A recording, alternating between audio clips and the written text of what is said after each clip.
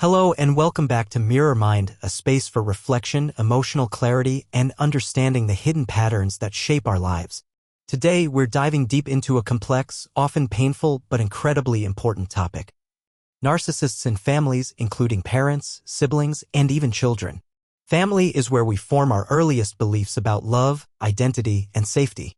But what happens when that very system, the one that's meant to nurture us, becomes the source of manipulation, confusion, and emotional harm? Let's explore the reality of narcissistic behavior in families, how to recognize it, how it affects us, and most importantly, how to begin healing. Part 1. Narcissistic parents, love with strings attached. Growing up with a narcissistic parent means learning to survive in a world where love has conditions. Your value is based on performance, not who you are, but what you do, how you behave, how you serve their image or emotional needs. A narcissistic parent may appear charming, generous, or respected on the outside. But behind closed doors, they make everything about themselves. Control with guilt, silence, or emotional outbursts. Dismiss your feelings. Compete with you or use you to feel superior. Alternate between love and punishment unpredictably. This is not just difficult parenting, it's emotional abuse in disguise. Over time, children of narcissistic parents begin to lose their sense of identity. They become anxious, hyper-aware of others' needs, and terrified of failure or rejection. Roles like the golden child, scapegoat, or invisible one keep the family emotionally imbalanced, with one child idealized and another blamed or ignored. These roles are designed not for fairness but to serve the parent's fragile ego. The child may feel like, if I'm perfect, maybe I'll finally be loved. If I speak up, I'll be punished. Maybe it really is my fault. But it's not. You were simply trying to survive in a system that made you question your worth. Part 2. Narcissistic siblings, competition over connection. In homes where parents are narcissistic or emotionally absent, siblings are often forced into competition instead of connection. A narcissistic sibling may have been trained to dominate others to feel valuable. Or they may have adopted the role of the favorite, rewarded for bullying, manipulating, or betraying other siblings. These siblings minimize your achievements, copy or steal your ideas, gossip about you to others, gaslight you by rewriting events, play the victim when confronted. And the worst part? They often get away with it. Because in narcissistic households, whoever aligns with the parent's agenda wins, even if it means sacrificing their own family. This creates a toxic dynamic of mistrust, walking on eggshells, and betrayal that can last into adulthood. Narcissistic siblings may still compete with you over status, parenting choices, success, or family attention, well into your 30s, 40s, or beyond. Healing from this means recognizing you don't owe your sibling unlimited access just because they're family. You are allowed to set boundaries. You are not here to be someone's emotional punching bag. Part 3. Narcissistic children, the cycle reverses. Now we enter a rarely discussed but growing issue. Narcissistic children.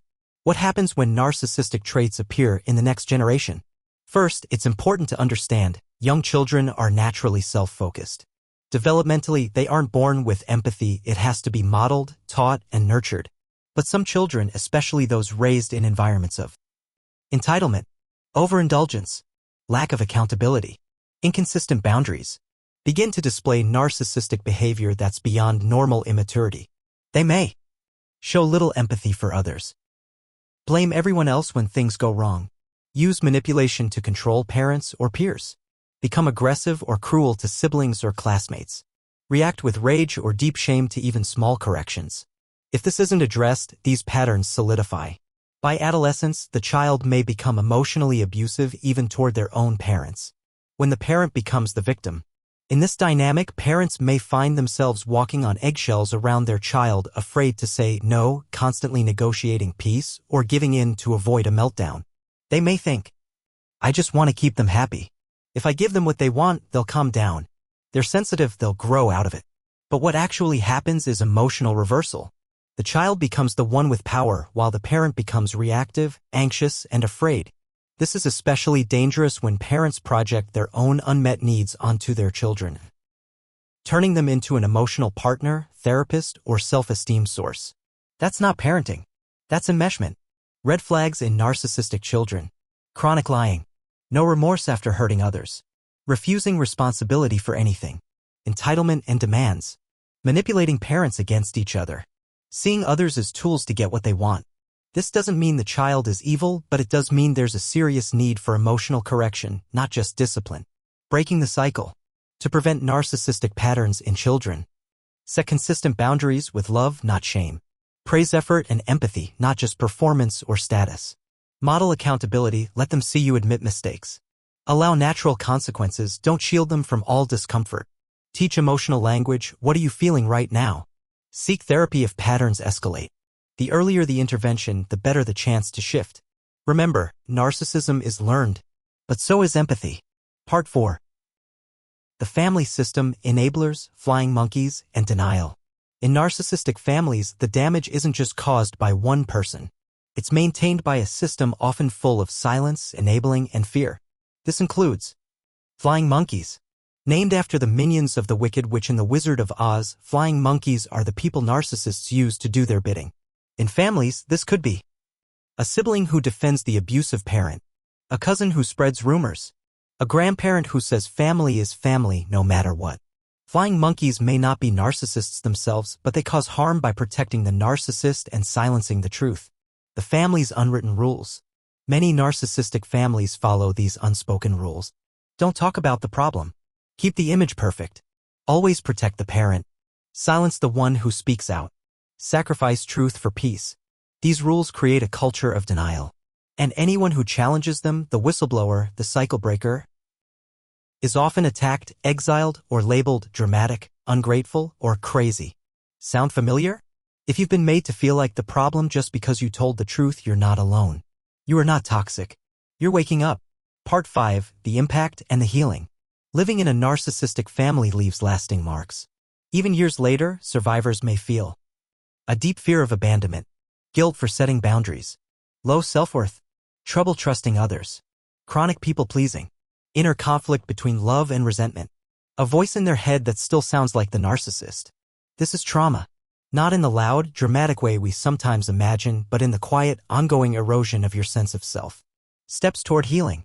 Healing from narcissistic family dynamics is not about revenge or perfection. It's about naming the pattern. You can't heal what you can't name. Understanding narcissism helps you separate your identity from the lies you were told. Grieving the loss. Yes, even if your family is still alive. You may grieve the fantasy of the parent you wish you had or the sibling who never protected you. Creating boundaries.